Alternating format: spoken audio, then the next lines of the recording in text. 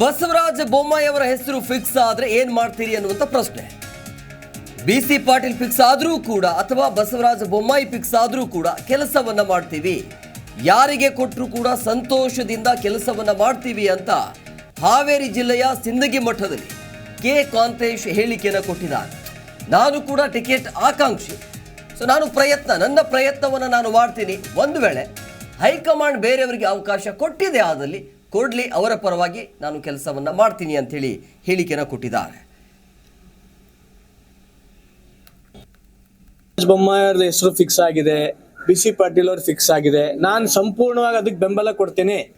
ಯಾರೇ ಕ್ಯಾಂಡಿಡೇಟ್ ಆದ್ರೂ ಕೂಡ ಭಾರತೀಯ ಜನತಾ ಪಕ್ಷದ ಒಬ್ಬ ಸಾಮಾನ್ಯ ಕಾರ್ಯಕರ್ತನಂತೆ ನಾನು ಕೂಡ ಓಡಾಟ ಮಾಡ್ತೀನಿ. ಅದ್ರಲ್ಲಿ ಯಾವುದೇ ರೀತಿಯಂತ ಅನುಮಾನ ಇಲ್ಲ. ಪಕ್ಷ ತೀರ್ಮಾನ ಮಾಡಿ ಇಂಥವ್ರ ಕ್ಯಾಂಡಿಡೇಟ್ ಅಂತ ಆದಂತ ಸಂದರ್ಭದಲ್ಲಿ ನಾವೆಲ್ಲರೂ ಕೂಡ ಒಗ್ಗಟ್ಟಿನಿಂದ ಭಾರತೀಯ ಜನತಾ ಪಕ್ಷ ನಾವು ಗೆಲ್ಲಿಸ್ತೇವೆ. ನರೇಂದ್ರ ಮೋದಿ ಅವರು ಮತ್ತೊಮ್ಮೆ ಪ್ರಧಾನಮಂತ್ರಿ ಮಾಡ್ತೇವೆ. ನಾನು ಬಸವರಾಜ ಬೊಮ್ಮಾಯಿ ಅವ್ರ ಹೆಸರು ಫಿಕ್ಸ್ ಆಗಿದೆ, BC ಪಾಟೀಲ್ ಅವ್ರು ಫಿಕ್ಸ್ ಆಗಿದೆ. ನಾನು ಸಂಪೂರ್ಣವಾಗಿ ಅದಕ್ಕೆ ಬೆಂಬಲ ಕೊಡ್ತೇನೆ.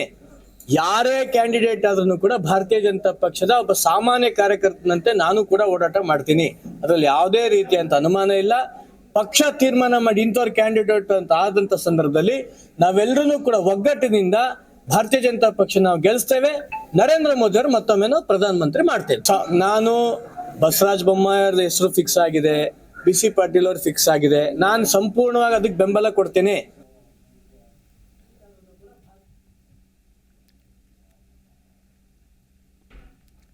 ನೋಡಿ, ಇವತ್ತು ಸಂಜೆ 5 ಗಂಟೆಗೆ ದೆಹಲಿಯಲ್ಲಿ ಹೈ ವೋಲ್ಟೇಜ್ ಸಭೆ ಇದೆ. ಆದರೆ ಇಲ್ಲಿ ರಾಜ್ಯದಲ್ಲಿ, ಅಂದರೆ ಕರ್ನಾಟಕ ರಾಜ್ಯದಲ್ಲಿ, ಈಶ್ವರಪ್ಪ ಅವರ ಪುತ್ರ ಟೆಂಪಲ್ ರನ್ ಶುರು ಮಾಡಿರುವಂಥದ್ದು. ಕಾರಣ ಏನು ಅಂತಂದರೆ, ನಾನು ಕೂಡ ಟಿಕೆಟ್ ಆಕಾಂಕ್ಷಿ, ನನಗೂ ಟಿಕೆಟ್ ಸಿಗುವಂಥ ವಿಶ್ವಾಸ ಇದೆ ಅನ್ನೋ ರೀತಿಯಲ್ಲಿ ಬೆಂಬಲಿಗರ ಜೊತೆಗೆ ಸಭೆ ಮಾಡ್ತಿದ್ದಾರೆ. ಜೊತೆಗೆ ಅವರನ್ನ ವಿಶ್ವಾಸಕ್ಕೆ ತೆಗೆದುಕೊಳ್ಳುವಂಥ ಕೆಲಸಕ್ಕೆ ಅವರ ಪುತ್ರ ಮುಂದಾಗ್ತಾ ಇದ್ದಾರೆ. ಮತ್ತೊಂದು ಪ್ರಶ್ನೆಯನ್ನು ಅವರಿಗೆ ಕೂಡ ಕೇಳಲಾಗಿತ್ತು, ಒಂದು ವೇಳೆ ಬಸವರಾಜ ಬೊಮ್ಮಾಯಿ ಅಥವಾ BC ಪಾಟೀಲ್ಗೆ ಅವಕಾಶ ಕೊಟ್ಟಿದೆ ಆದಲ್ಲಿ, ಇಬ್ಬರಲ್ಲಿ ಒಬ್ಬರಿಗೆ ಕೊಟ್ಟಿದೆ, ನೀವೇನು ಮಾಡ್ತೀರಿ ಅಂತೇಳಿ. ಸಾಮಾನ್ಯ ಕಾರ್ಯಕರ್ತನಿಗೂ ಕೂಡ ಅವರಿಗೂ ಟಿಕೆಟ್ ಸಿಕ್ಕರೂ ಕೂಡ ನಾನು ಅವರ ಪರವಾಗಿ ಕೆಲಸವನ್ನು ಮಾಡ್ತೀನಿ. ಆದರೆ ನನ್ನ ಪ್ರಯತ್ನವನ್ನು ನಾನು ಮಾಡ್ತೀನಿ. ಒಂದು ವೇಳೆ ಹೈಕಮಾಂಡ್ ಅಂತಿಮವಾಗಿ ಯಾರಿಗೂ ಟಿಕೆಟ್ ಕೊಟ್ಟರು ಕೂಡ ಅವರ ಪರವಾಗಿ ನಾನು ನಿಂತು ಕೆಲಸವನ್ನು ಮಾಡ್ತೀನಿ ಅನ್ನೋ ರೀತಿಯಲ್ಲಿ ಮಾತನಾಡಿದರು. ಆದರೆ ಇವತ್ತಿನ ಸಭೆಯಲ್ಲಿ ಬಸವರಾಜ ಬೊಮ್ಮಾಯಿ ಅವರು ಕೂಡ ಇರ್ತಾರೆ. ಹೈ ವೋಲ್ಟೇಜ್ ಸಭೆಯಲ್ಲಿ ಅವರು ಕೂಡ ದೆಹಲಿಯತ್ತ ಪ್ರಯಾಣವನ್ನು ಬೆಳೆಸ್ತಾ ಇದ್ದಾರೆ. ಸೊ ಹಾಗಾಗಿ ಈ ಹಾವೇರಿ ಕ್ಷೇತ್ರ ಇದೆಯಲ್ಲ, ಸಾಕಷ್ಟು ಕುತೂಹಲಕಾರಿ ಕ್ಷೇತ್ರ ಇರುವಂಥದ್ದು. ಯಾರಿಗೆ ಅವಕಾಶ ಕೊಡಬೇಕು ಅಂತೇಳಿ ಬಹಳ ಮುಖ್ಯವಾಗಿ ಇಲ್ಲಿ ಸಾಕಷ್ಟು ಅಭ್ಯರ್ಥಿಗಳಿದ್ದಾರೆ, ಆಕಾಂಕ್ಷಿಗಳಿದ್ದಾರೆ. ಸೊ ಹಾಗಾಗಿ ಅಂತಿಮವಾಗಿ ಯಾವ ನಿರ್ಧಾರಕ್ಕೆ ಬರುತ್ತೆ ಹೈಕಮಾಂಡ್ ಅನ್ನೋದನ್ನು ಕಾದು ನೋಡಬೇಕು. ಜಿ ಕನ್ನಡ ನ್ಯೂಸ್ ಈಗ ನಿಮ್ಮ ಮನೆಯಲ್ಲೇ ನೋಡಿ. ಎಲ್ಲ ಕೇಬಲ್ಗಳಲ್ಲಿ ಈಗ ಲಭ್ಯ.